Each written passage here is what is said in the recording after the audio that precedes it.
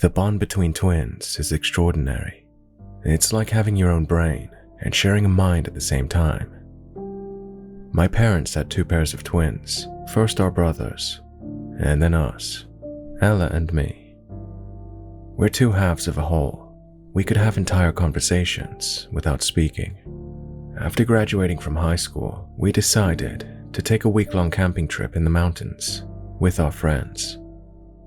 We were going off to separate universities in the autumn. This had been a difficult decision to make. Even our friends and family sometimes had difficulty telling us apart, with us being identical twins with very similar personalities. Our parents thought we'd always have the same interests, but we planned to pursue different career paths.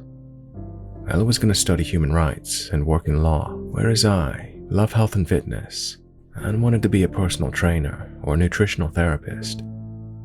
Our friends were also moving to various parts of the country to continue their studies. Aside from Ella's boyfriend Ben, who was staying local to train as a mechanic at his dad's garage, along with Ella, Ben, and myself, our camping party was made up of Ben's best mate, Fraser. I'd always got on well with him until our final year of high school, when he started flirting with me and making unwanted advances. And our friend Rachel, who we'd known since preschool.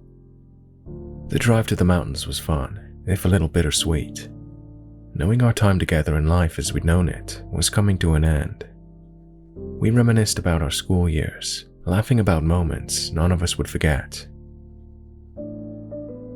We left our car in the parking area and embarked on the 4-hour hike to our usual camping spot. It was secluded. We had made the trip many times before and only saw a few other hikers on the way. There was never anybody at the clearing where we camped, and that was how we liked it. This time, however, our sanctuary had been invaded by a group of dodgy-looking men, at least 10 years older than us. They were smoking and seemed very drunk for 2 p.m. on a Tuesday. 2 of them kept ogling Rachel, whilst another looked at Ella like she was a piece of meat. He noticed me and made a joke I didn't quite hear about there being 2 of us. I glanced at Ella. We wanted to leave. I didn't like making assumptions about people without getting to know them, but I couldn't shake this uneasy feeling. There were 6 of them, all men, and only 5 of us. Fraser looked apprehensive. Ben didn't seem bothered and started setting up camp, but Ella pulled him aside and they had a murmured conversation. Fraser joined them. Rachel clung to my arm. She was shivering despite the hot summer breeze. She was nervous as well. This offers me some comfort when my mind returns to this moment, wondering for the 1000th time if those men were harmless and we could have enjoyed our trip unscathed if I hadn't been so quick to judge them by their rough appearance and drunken comments. This wasn't an official campsite, so no park ranger was going to check on us. But most of us had knives. It's a good idea when you're camping. Perhaps we could have defended ourselves, even if there had been trouble with the men. But then, I think of Rachel, shaking with her nails digging into my arm, and I know at least our group was largely in agreement. Nobody but Ben felt safe around those men. Ben beckoned us over and told us Fraser knew of another clearing about an hour away, if we didn't want camp near the men. We nodded in agreement, desperate to leave. I was slightly in doubt because there's no signal deep in the mountains, so none of us bothered to bring our phones. But our parents knew exactly where we were. If we left, nobody would know where to find us. I worried about what would happen if there was an emergency back home, or if something happened to us. But I didn't want to camp with the men, and the others were already walking on ahead. Fraser's clearing was further away than he thought, and we had to tackle rough terrain. We were exhausted and sweating heavily in the heat by the time we got there, but it was beautiful. Lush pine trees surrounded the wide clearing. Breaks in the trees gave us stunning views of the mountains and a nearby lake. Summits stretched up into the clear blue sky, and the lake water glistened in the sun. Our usual camping spot was surrounded by very dense woodland, with overhead branches blocking out most of the light. This place was much better, and I wondered why Fraser hadn't told us about it before. I guessed because of the treacherous climb to get here. I had a feeling it would be even tougher going back down. The hike had been closer to 3 hours. He probably played it down to Ben because he didn't want to camp with those men. "Let's go swimming," Ella suggested once we had finished setting up our tents. She was already in her bikini, and Ben looked at her in adoration. I wondered if they'd stay together after Ella left for college. I hoped so. He was a good boyfriend, nothing like the stream of cheating losers I had dated. Rachel hadn't fared much better in the romance department. Her last boyfriend put her nudes online and was sleeping with 3 other girls. Fraser hadn't had a girlfriend yet. Ella and Ben were lucky to have each other. "Shall we go for a walk?" Fraser asked me. I looked around for Rachel, but she had gone swimming as well. I didn't want to get in the water, but I didn't want to be alone with Fraser either. I reluctantly agreed to the walk. I knew Fraser wouldn't hurt me, even if he never shut up about how we should be a couple. "You know, I could defer my college placement a year and go with you so you won't be alone," he said. "You know, with Ella leaving and all, I know that will be hard for you." I held in a sigh, not wanting to hurt his feelings. "That's very kind of you, but you have to think of your own future," I replied. I really hoped he would find a girlfriend at university so our friendship could go back to the way it used to be. Fraser went to say something else, but was interrupted by a snapping twig, followed by rustling. It sounded like a large animal. "What the hell was that?" I whispered. "I left my bear spray at camp," Fraser said. "I left mine at home." We both laughed quietly, then walked swiftly back to camp in silence. I kept glancing behind, but saw nothing. We cooked dinner around the campfire and continued to reminisce about the past while we ate. "Ella, do you remember that school trip?" Rachel began, interrupting herself with giggles. "Yes," Ella said, looking at me. We both remembered it well. We were at an outdoor swimming pool. I shoved Ella playfully because she was making fun of me. She tripped over her own feet and stumbled into a woman. Ella ended up laying on the concrete at the pool's edge, and the woman was knocked into the water, fully clothed. Ella then hid, so it was me the woman was pointing at furiously when she emerged from the pool. Our teachers really struggled to calm the woman down. "Does anyone want to roast marshmallows?" Ben asked. "I need to pee first," Rachel said. She went into the woods with a flashlight. Then we heard rustling again, in the opposite direction from where Rachel had headed. "I hope it's not that bear again," Fraser said. "What bear?" Ella asked, sounding worried. "Get your spray," I told Fraser. Then to Ben and Ella, I said, "Remember, it's brown lie down, black fight back, white say goodnight." "Could it actually be a polar bear?" Ella asked. "She could be a little dim sometimes." Ben laughed. That's when the night was pierced by Rachel's ear-splitting scream. At first, I thought she was playing a prank on us, but it wasn't the type of scream anyone could fake. It was a cry of terror and pain, of death. I looked at the others. I knew they were thinking the same from the dread in their eyes. "We have to go after her?" Ella said, but it was more of a question. On some level, we knew it wasn't the wisest idea because Rachel was dead, and we'd be walking towards whatever attacked her. "Let's get our knives," Ben said. "Then I'll find Rachel, and the rest of you stay here." If I don't, I saw the figure a split second before it pounced. I didn't have time to call out a warning before it launched itself at Ben, tackling him to the ground. It was hard to see in the dark, but I could tell it was a humanoid creature from the light of our campfire, much taller than anyone I had ever met, probably close to 8 feet. It had matted black hair that reached midway down its thighs. I assumed it was male because it was broad and flat-chested, but it didn't appear to have any genitalia. Ben kicked out, his foot connecting with the creature's face. Its head was smacked towards me. I saw deep, black empty sockets where its eyes were supposed to be.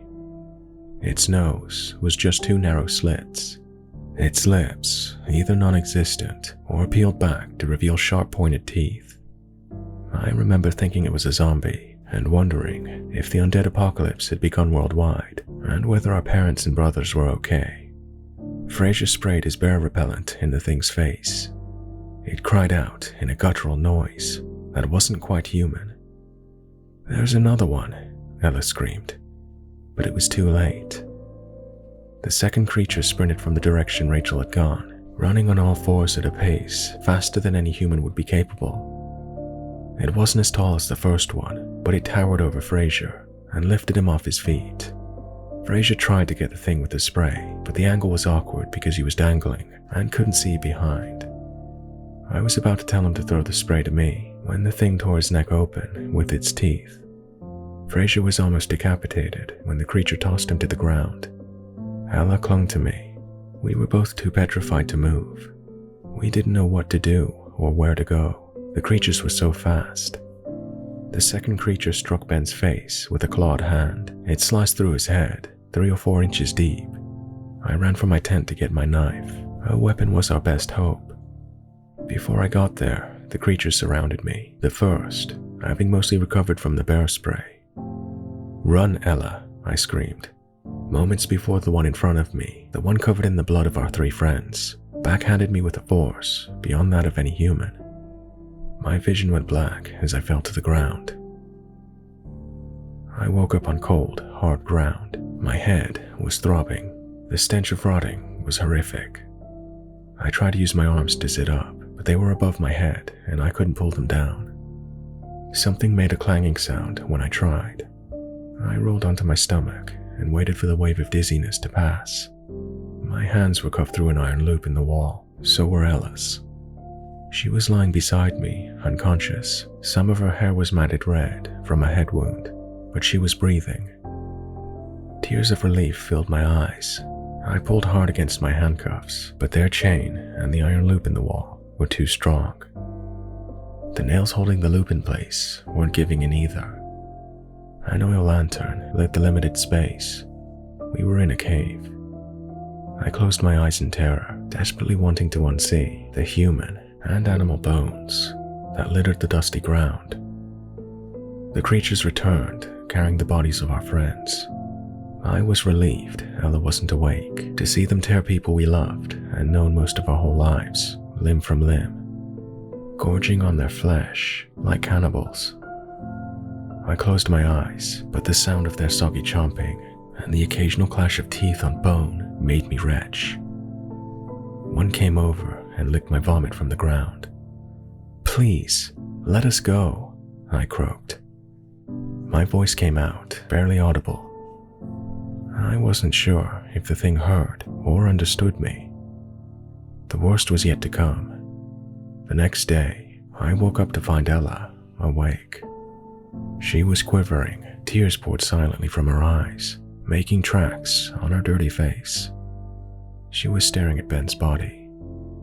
Above the waist, he was nothing but a skeleton. His bones almost picked clean. The rotting stench was stronger than usual. I had been getting used to it up to that point.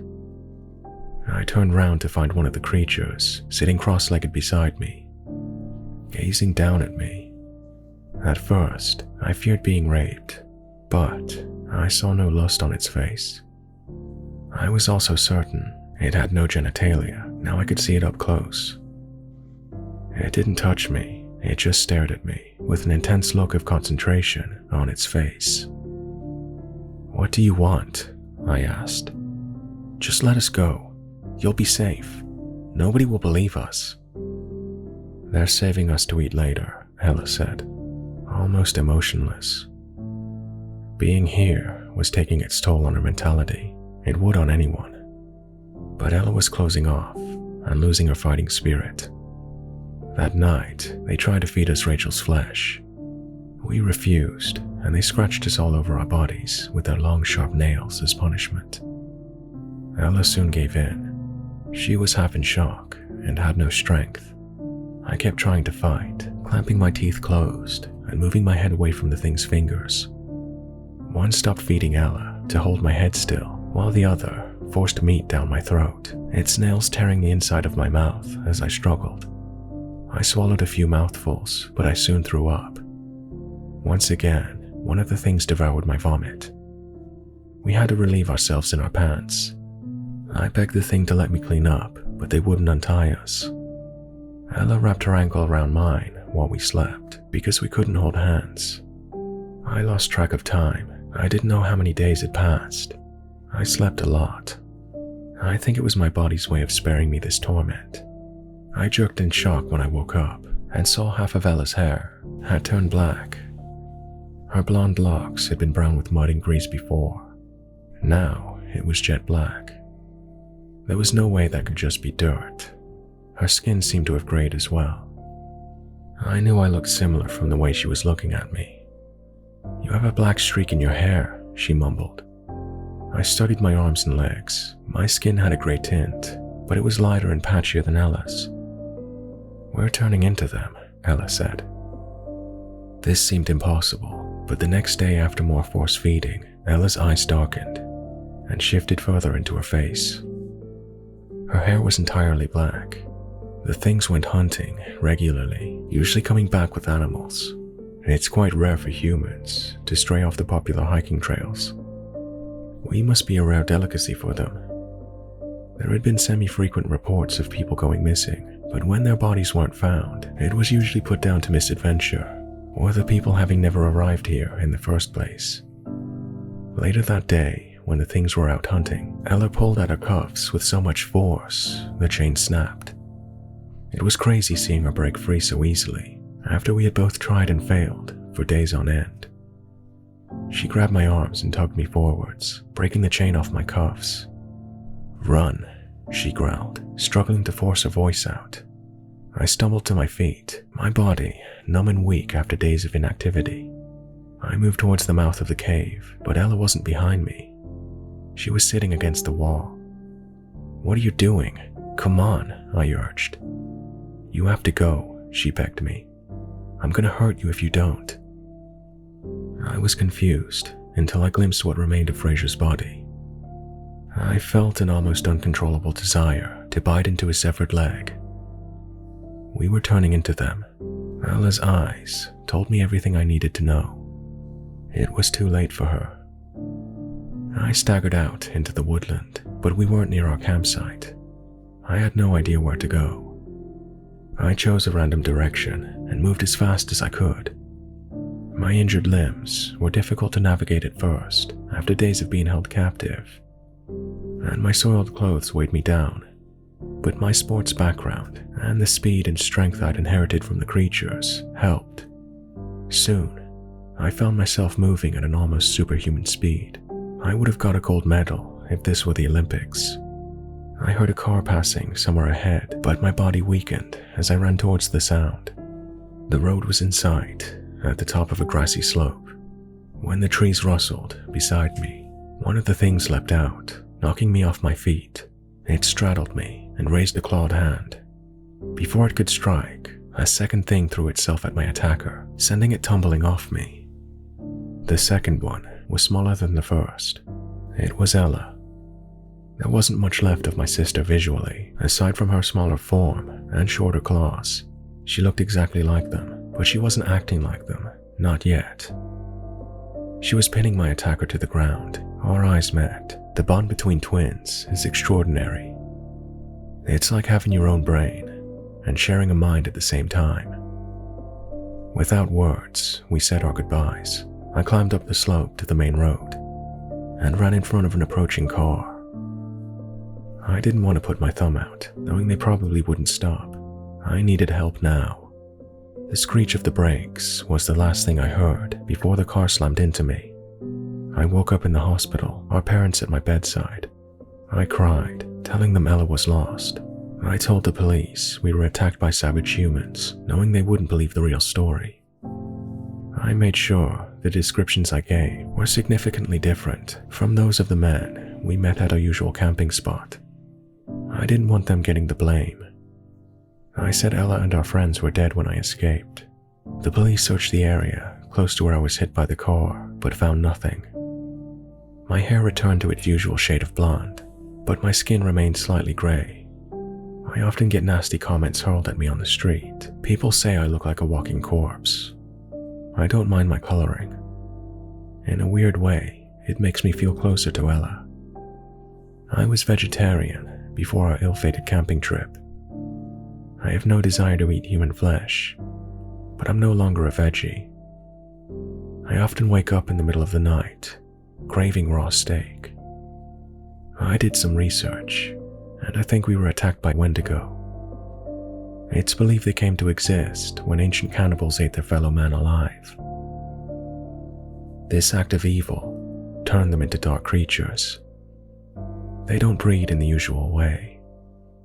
New Wendigo are formed when humans are kept in close proximity to Wendigo for a few days, often being force-fed human flesh.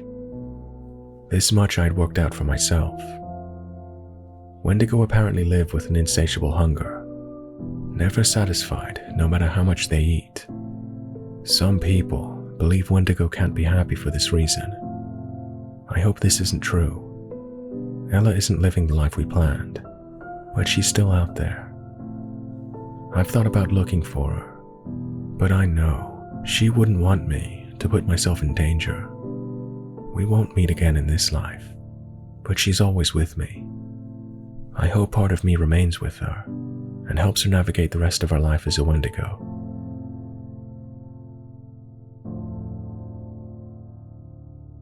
Hi, I'm Justine. I write the stories for this channel. I wanted to say thank you for listening to the end. I really appreciate it.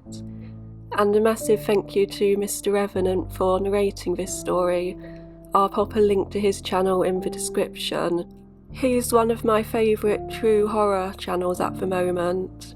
His videos often have a blank screen, which is really helpful if you use horror stories to fall asleep every night, as I do. This Wendigo story was based on Swamp Dwellers series, Letters from a Cryptid Hunter. It's a really good series, so I'll link that in the description as well. I've heard a few different versions of the Wendigo legend, so I would love to work with some of the others in the future. I heard one the other week where the Wendigo is more of a spirit, so that's really interesting, and I'll aim to write a story about that later in the year. Thanks again for listening, and I'll catch you in the next one.